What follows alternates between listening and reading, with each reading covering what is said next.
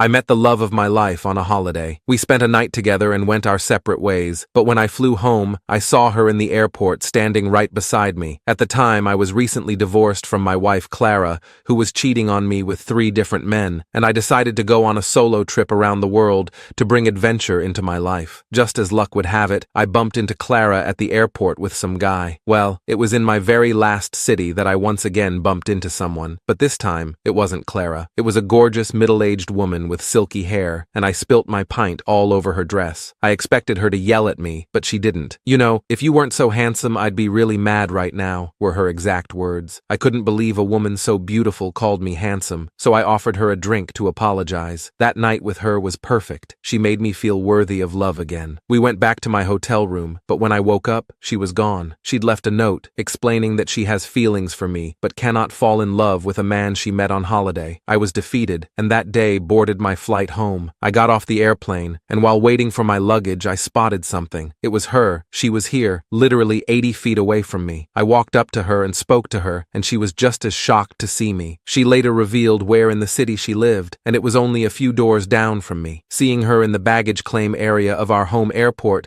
felt like some kind of joke. We both laughed at the absurdity of it. How we never shared with each other where we lived during our night together was wild, but bumping into each other was comically absurd. Out of all the people in all the cities, we lived just a few doors down from each other. It felt like one of those stories you hear that people tell at weddings about how fate or destiny brought them together. Except, this was my life now, and I didn't really believe in that sort of thing, not after what had happened with Clara, but something about seeing her again made me want to believe. After we both collected our bags, we decided to share a cab home. We started talking. I learned that she was into art. She mentioned how Prague had been a dream destination for her because of its architecture and museums. I could tell she was passionate about it, but she didn't say much about what she did for a living. I kept my own story vague. I told her I'd needed a break from everything back home, that Prague had been a kind of escape for me. I didn't go into detail about Jenna or the divorce, just mentioned that life had been tough lately. She didn't press, and I was grateful for that. She mentioned she was trying to make some changes in her life, get out more, meet new people, and find a balance between work and everything else. I could relate to that. As the cab neared her place, we both watched the city lights pass by. When we finally pulled up to her building, she told me to call her and gave me her number. Over the next few days, I couldn't stop thinking about her. I found myself reaching for my phone more than once. I wanted to text her, but did not know what to say. It was strange. I barely knew her, but I felt this connection with her that I couldn't explain. And maybe that was just because she was the first person who'd made me feel something other than pain in a long time. But whatever it was, I couldn't shake the feeling that I needed to see her again. Finally, after a few days of debating with myself, I texted her. I asked her if she wanted to grab coffee sometime, and her response was almost immediately. She said she'd love to, and asked if I was busy the next morning. I hadn't been a morning person in years. Clara used to joke about how I was a permanent night owl, but for her, I'd make an exception. The next morning, I met her at a little coffee shop near our neighborhood. She was already there when I arrived. She was sitting by the window with a cup of tea in her hands. She looked up and smiled when she saw me, and just like that, the nerves I'd been feeling all morning vanished. I asked to join her, and we talked for a while about work, life, and our shared love of travel. The conversation flowed easily, and it felt like no time had passed at all since Prague. But as the conversation went on, I started to realize just how different our lives were. She was a morning person, for one. She woke up at 5:30 a.m. every day, did yoga, went for a run, and then started her workday by 8:30. She ate clean, worked out regularly, and had a strict routine that she followed religiously. I was the complete opposite. I liked to sleep in, eat whatever I felt like, and my idea of exercise was taking the stairs instead of the elevator. But despite our differences, I found myself drawn to her even more. Over the next few weeks, we started seeing each other more often. We'd go for coffee, grab dinner, or just hang out at one of our apartments. And the more time I spent with her, the more I started to fall for her. She was everything I didn't know I needed. She was funny, smart, caring, and driven. But as we got closer, those differences between us started to become more clear. It started with little things, like when she'd invite me to join her for a morning run, and I'd laugh it off, saying I wasn't a morning person, or when she'd suggest we cook a healthy dinner together, and I'd joke about ordering takeout instead. At first, it was just playful banter, but as time went on, I could tell it was starting to bother her. One weekend, she invited me to a wellness retreat she was attending. She was really excited about it, saying it would be good for both of us to disconnect, recharge, and focus on our health. But I had already made plans with some friends to go to a party that weekend. This was a rare chance to catch up with people I hadn't seen since the divorce. You know how hard it is as an adult to get all your friends' schedules to line up for a weekend. When I told her I couldn't go,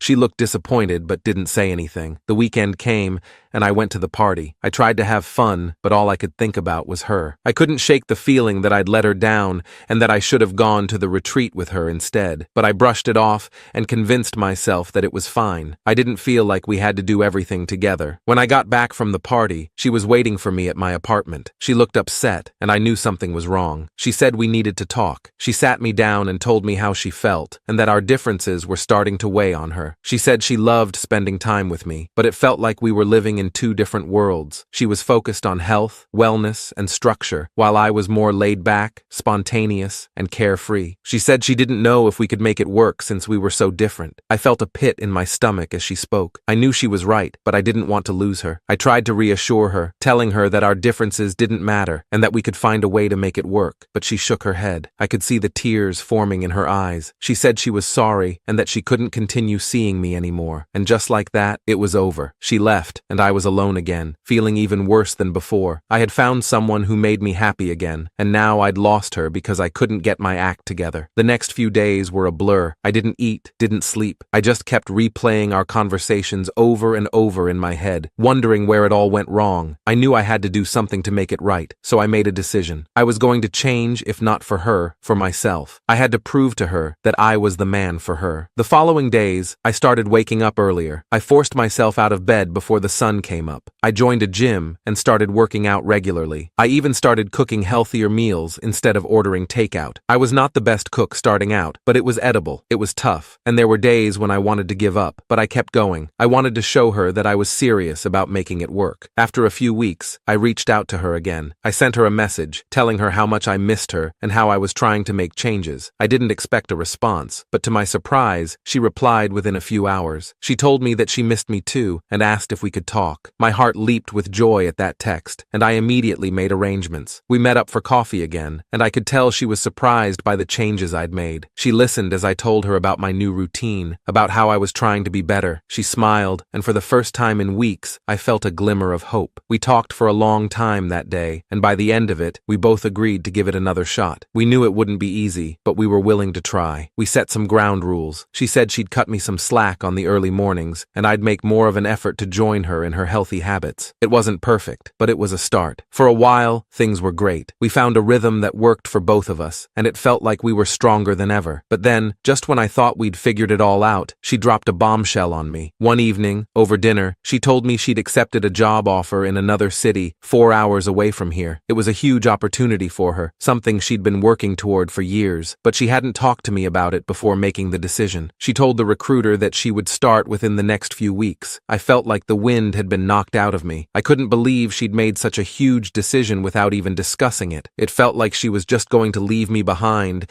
and that everything we'd been working toward didn't matter in her eyes. I changed so much for her, and now she is going to pursue her dreams. I didn't want to be selfish, but I couldn't help but feel hurt knowing she'd drop everything that we built together. I didn't know what to say. I just sat there, staring at her, trying to process what she'd just told me. Finally, she broke the silence. She apologized and realized that she should have talked to me about it first, and explained that she didn't want to hold herself back. I understood where she was coming from. I knew how important her career was to her, but it still hurt. I felt like I wasn't even a factor in her decision, and she didn't care if I was part of her future or not. But as much as it hurt, I knew I couldn't let this be the end of us. We'd already been through so much together, and I wasn't ready to give up on her. So, I swallowed my pride and told her how I felt. I told her that I wanted to support her, but needed to know where we stood. She started crying, and it broke my heart to see her like that. She told me she was sorry, that she hadn't meant to hurt me, and that she wanted to find a way to make it work. We talked it through, and by the end of the night, we both agreed that we didn't want to lose each other. It wasn't easy, but we figured out a plan. We decided to do long distance for a while, see how things went, and then reevaluate. It wasn't ideal, but it was better than the alternative. As we talked, I realized just how much she meant to me. She wasn't just someone I cared about. She was the person I wanted to spend the rest of my life with. So, I decided to take a leap of faith. A few months after her move, I planned a surprise trip to Prague. I wanted to take her back to the place where it all started, where we'd first met. It felt like the perfect way to show her how much she meant to me, and to remind us both of the connection we'd shared from the very beginning. On the last last night of our trip, I took her back to that little bar where we'd first met. We ordered drinks, and as we sat there, reminiscing about our first encounter, I felt my heart pounding in my chest. I reached into my pocket